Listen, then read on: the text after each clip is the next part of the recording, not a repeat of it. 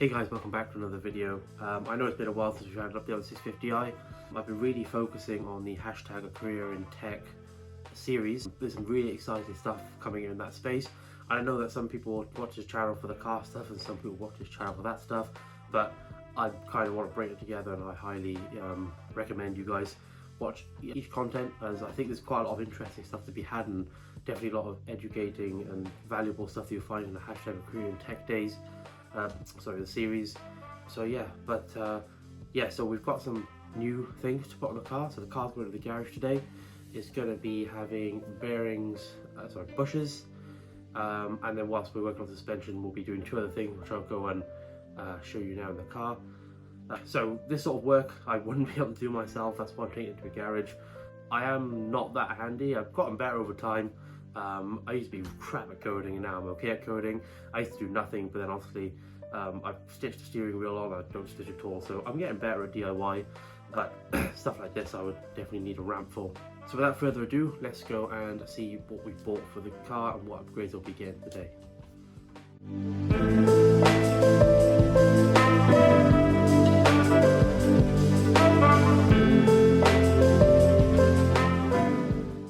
So here's what we've got for the car today and the work that's being done. So let's start off with the actual work.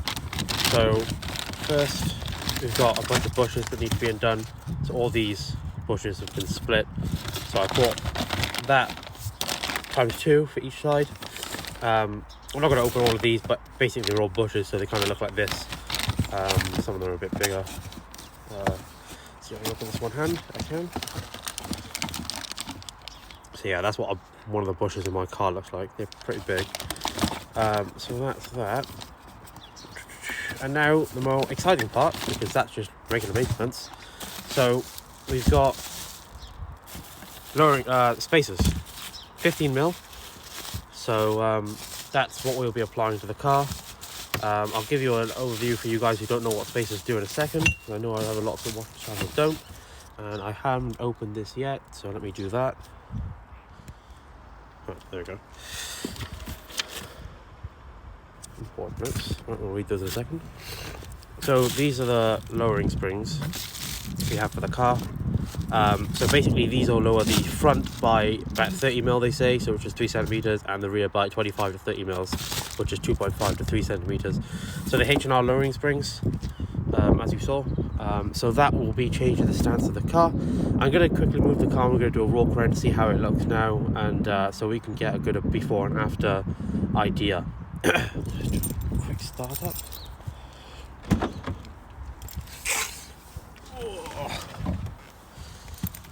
Key go in, button press.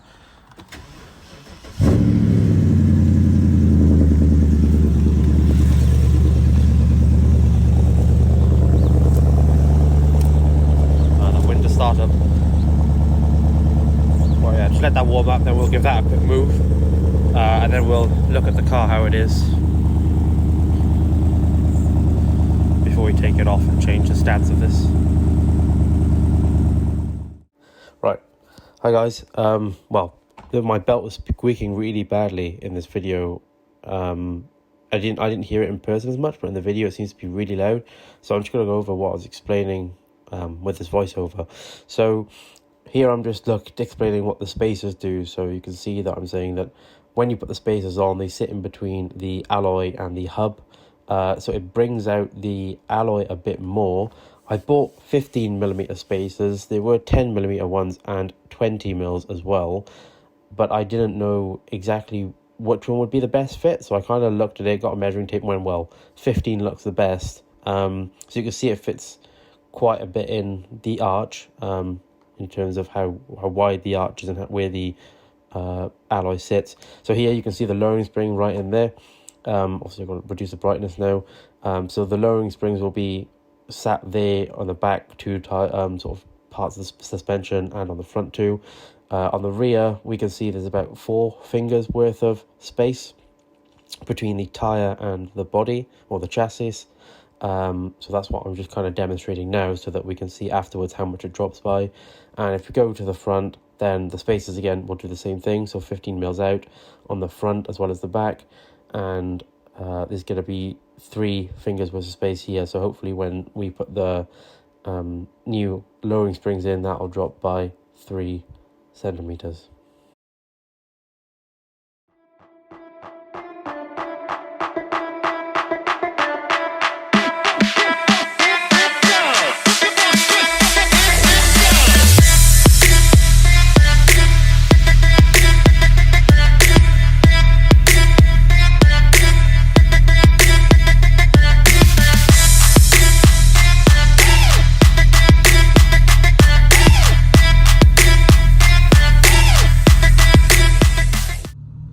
Right, just going to drop this off to the garage. Thought I may as well take you guys with me.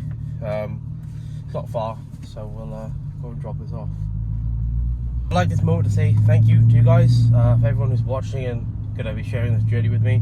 Obviously, this is kind of the first actual modification I'm doing that's not aesthetics. Well, it is aesthetics, but it's something I can't do, so mechanical or a bit more labor intensive. Like I said, if you really enjoy this content, make sure you give it a like. Make sure you give it a like. Make sure you subscribe, and obviously comment if there's anything you think I should do to this car, or any sort of feedback you have. If you really want to see me try and get all this work done myself, I don't want to go that way because that's between. Yeah, so as I was saying, in case there's any sort of work you want to see me do myself, I'll see what I can kind of get done. But for now, I'm happy with doing what I can and letting the people who know how to actually do stuff. As I said before, I encourage you guys to switch over to the other content as well, the hashtag Career in Tech. Got a really exciting sort of space coming to that soon, which I won't share with you guys because I'm excited myself. But yeah, I appreciate you guys watching and engaging with myself, and yeah, let's just carry on with this journey. And I've just enjoyed documenting all these things, and I think it's valuable for anyone else who wants to kind of do these things to see whether it's worth it or whatnot. On that note, actually, so I paid around $120 for the spacers and $220 for the H&R lowering springs, just if anyone is curious. Hi guys, welcome back. You joined me a week later. I don't have my gimbal on me, but the stabilization on the iPhone video is pretty good anyway. So the reason you joined me a week later is because actually I thought that my appointment was on the Thursday and it was on the Wednesday. So then I booked it in for a couple of days ago, so I got it all done. And we're about to take a look at how much this has changed. It has actually transformed the vehicle quite a bit. So let's just get into it. So obviously, that sits so much better. The fitment is a lot better. So as you can see, the 15 mils are spaced out just so it sits nicely in there, so that actually won't fail an MOT in the UK. All right, man, chill out. And even on the back there, from the back, it's again perfect fitment, perfect. So if we look at how much it's a drop by, so last time we could actually fit 4 fingers in that gap, and now we can just about fit 2. So that's obviously dropped hella. I waited 48 hours because the mechanic told me that when you put lowering springs on, it can actually take a couple of days to set in, and it has actually. So glad I did that. But that is the gap now, which is obviously a lot less. And the front, we used to be able to fit about 3, and again, it's about 2. So I'm really happy with how that's panned out.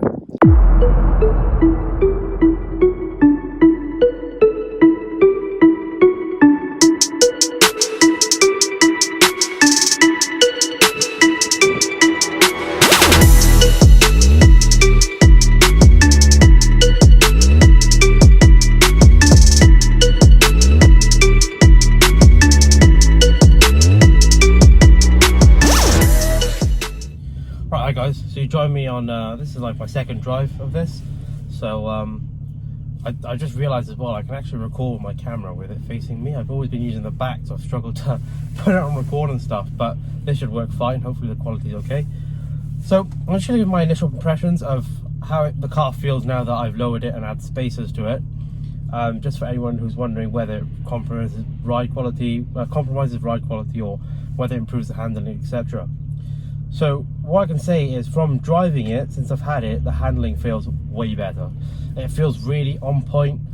It just feels like it's so much more agile. I know I'm probably overhyping it, but trust me, when you kind of point it, it does like slither like a snake. Before it used to feel a bit sluggish, like it wasn't really trying, but now it does really feel like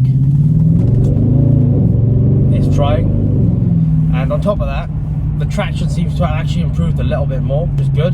So it puts the power down a little bit better, not too much, but I could tell, like, when second gear, sometimes when I spin up, it actually does put the power down a bit better from there.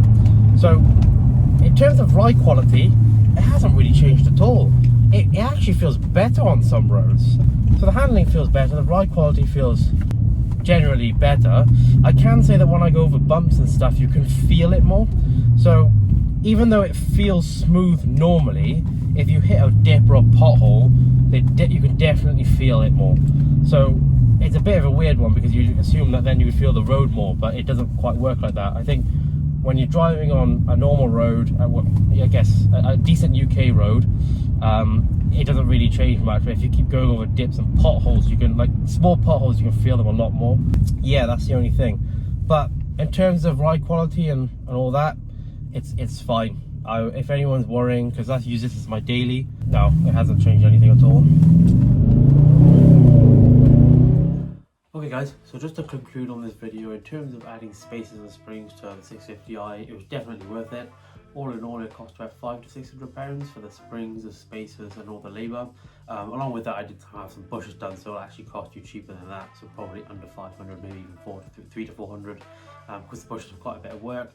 That also could have been why the ride quality felt a bit better, but I guess because the springs have less travel when you add them on, that could be a reason why the bumps feel worse. But with the bushes being done, the actual ride quality feels better, if that makes sense. So yeah, just wanted to conclude on that. All in all, good investment. I'm really happy with it. It changes the entire look of the car. It makes it look lower to the ground, makes it look meaner. And yeah, I need to buy a new thing for my holding the phone in the car, because it keeps falling off. It's got a bit of dirt on it, like hair and stuff. I probably should have not put it in the boot. But also, just to let you guys know, I'm going to Caffeine and Machine tomorrow for the gas gang meet. So I did go to Caffeine and Machine about 2-3 weeks ago as well. I was going to record some content, but to be honest, I was just too scared. I was too nervous. I didn't want to pick up my phone and record some stuff. I'll show some clips here of some things I did.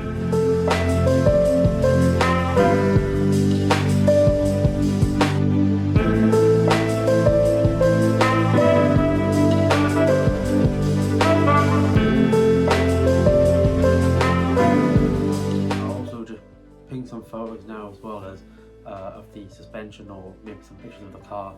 And so that's concluding the end of this video. If you enjoyed this, then please give it a thumbs up. Comment on what you guys think I should do next, if there is anything you want to see. And yeah, it'd be good if you could subscribe if you enjoy the content. And I guess that's it for now. So hopefully I'll be able to get some content from the Caffeine and Machine stuff. And yeah, well, peace out guys.